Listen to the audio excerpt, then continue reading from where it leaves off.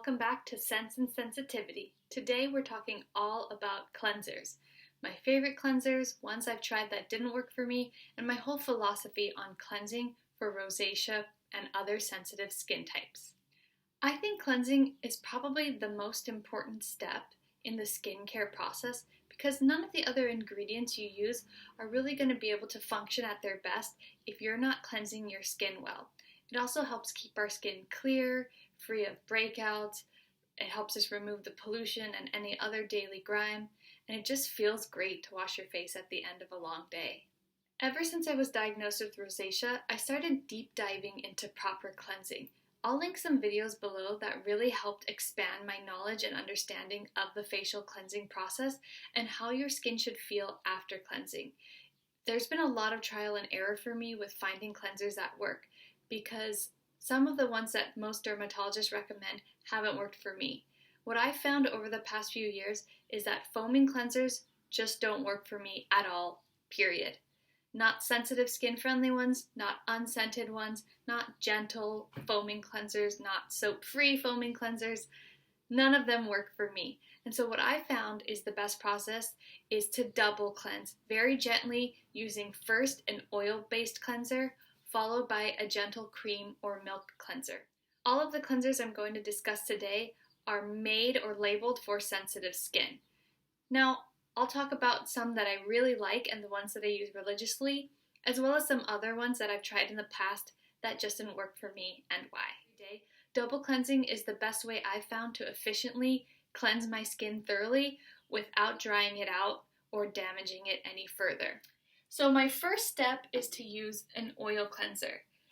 There are two oil cleansers that I swear by, and the first is the Clinique Take the Day Off Balm. Now, I really love this product. I've been using it for probably a year.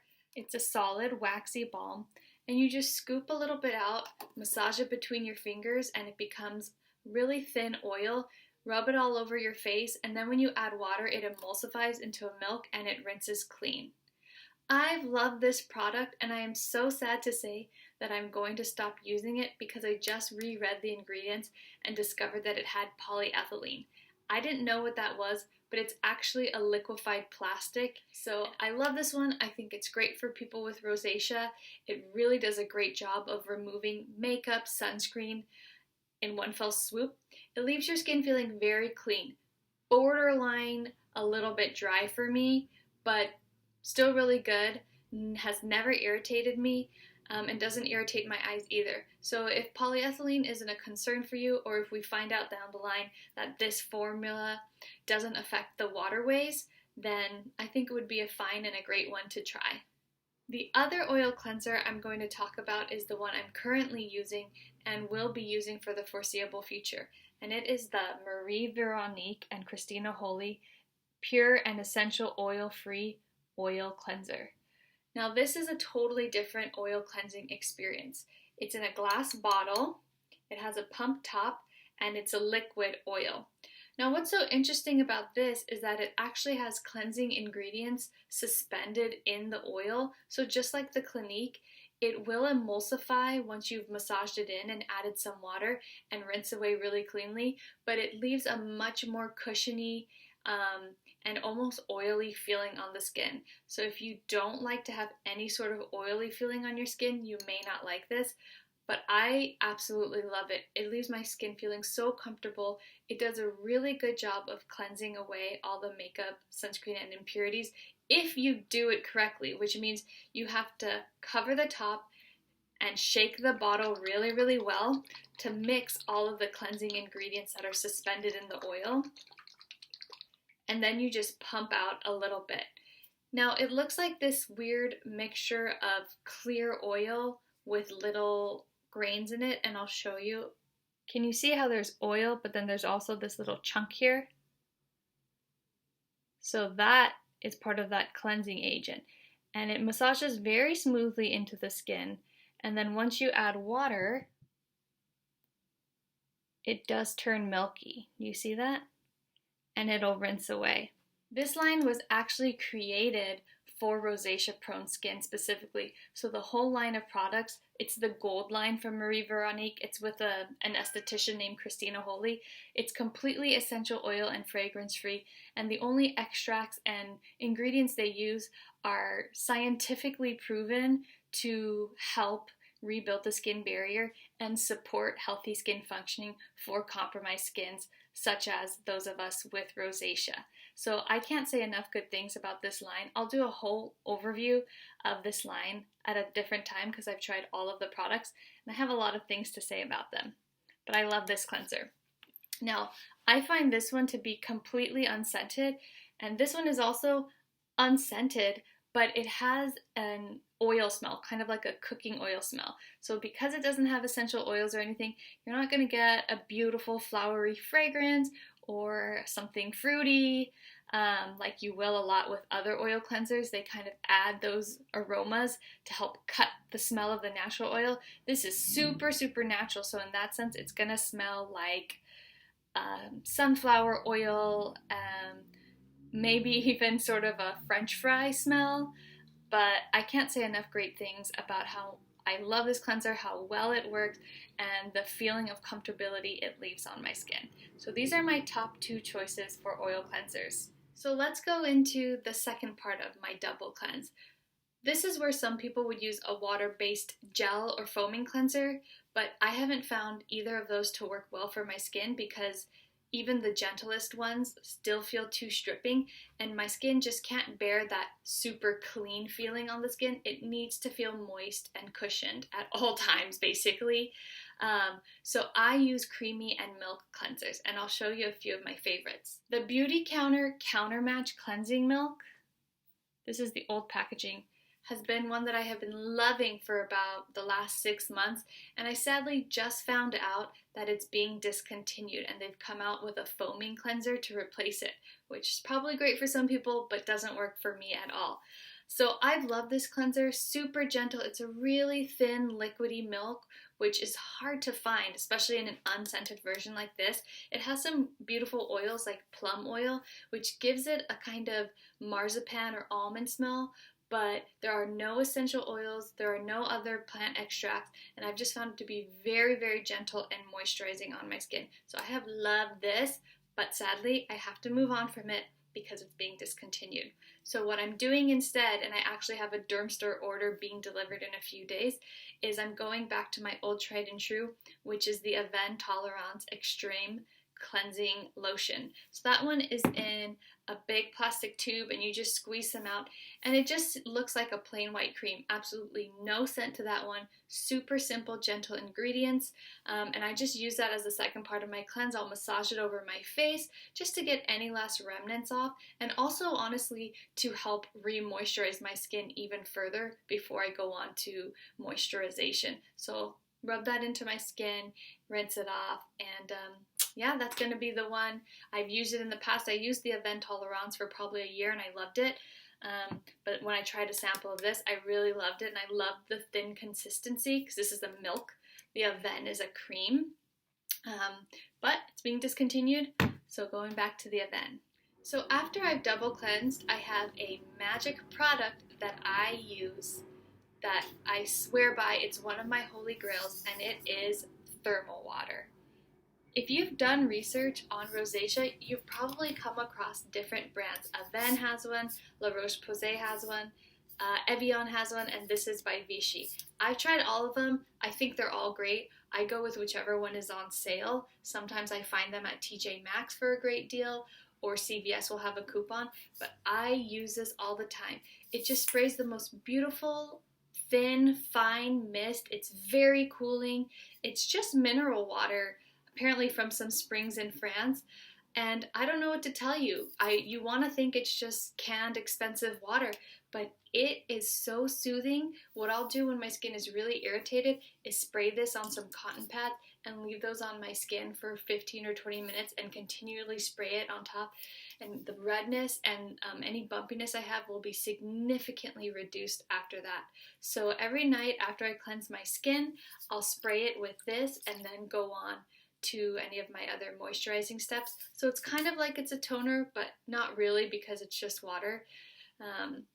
But there's something in the minerals that are soothing and healing for redness prone skin. And they talk about that. They tout this product as something for sensitive skin. So yeah, I think they're not lying, because I swear by this. And this is what I use in the morning instead of cleansing my skin.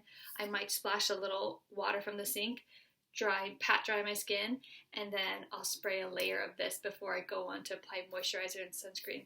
And I think this is just awesome. So I highly, highly recommend getting some mineral water spray. When I found out that Beautycounter was discontinuing the cleansing milk, I thought it was going to be a great opportunity to try a new product and hopefully try and find one in a more low waste packaging, so in a glass pump, bottle, or container. So what I found was this cleanser by Pete Rivco. It's kind of an indie eco brand. The website talks about how this line was created by a woman with super sensitive skin who can barely tolerate anything. So everything is fragrance free. It does have a few plant extracts, but it's supposed to be really well tolerated by all types of sensitive skin. So I was really excited to try this, and unfortunately, I immediately had a flare-up when I tried this product. So I tested it one night, got a flare-up of all my pumpy patches that usually come up when I get irritated, popped up immediately. So I had to rewash my face with my old cleansers and actually cool down my face with some ice that night. And I thought, maybe it's just a one-off thing, or maybe I was reacting for some other reason. So I always give a product usually 2 chances, and if the same negative reaction happens twice, then I know it's the product. So I waited a few days, my skin went back to normal, and I tried it again, and the same thing happened, only even worse the second time. So for whatever reason, my skin really does not like this cleanser. I'm guessing it's probably the few plant extracts it has. It has comfrey, cucumber, I believe, and allantoin. And, none of the products I use have those extracts, because in general, I just avoid plant extracts for the most part. So sadly, this cleanser did not work for my skin as the second part in my double cleanse. But that doesn't mean it won't work for you.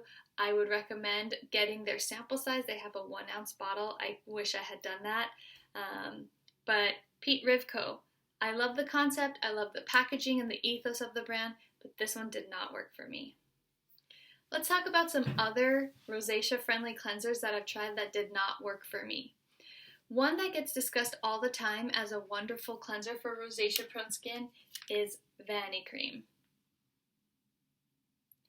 It's super affordable, it's unscented, it's created for all types of sensitive skin, has really minimal ingredients, and you can get it at tons of drugstores. So in theory, this is a wonderful product, and actually my partner uses this now.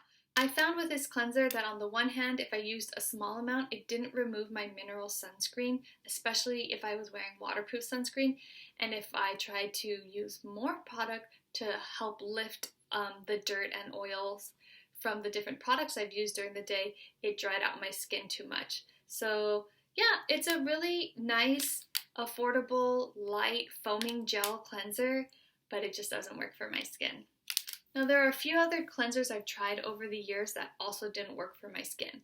One that dermatologists recommend a lot is by a French pharmacy brand called La Roche-Posay, and that's the La Roche-Posay Toleriane Dermo Cleanser. It comes in a plastic bottle. It's a thin, creamy milk, no scent, and there's just something about that product that really irritates my skin.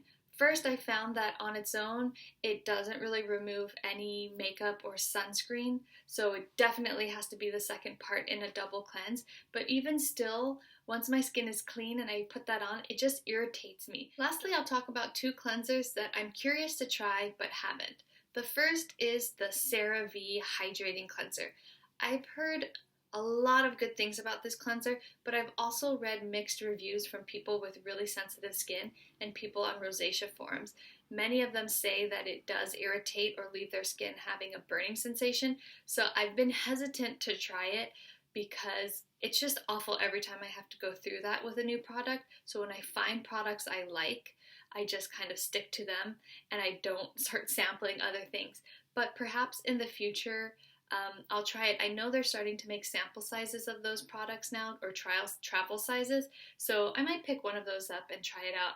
And if it doesn't work for my face, it'll probably at least work for my body or as like a shaving cream, which is often what I do with products that don't end up working for me if I don't pass them on to a friend or family member.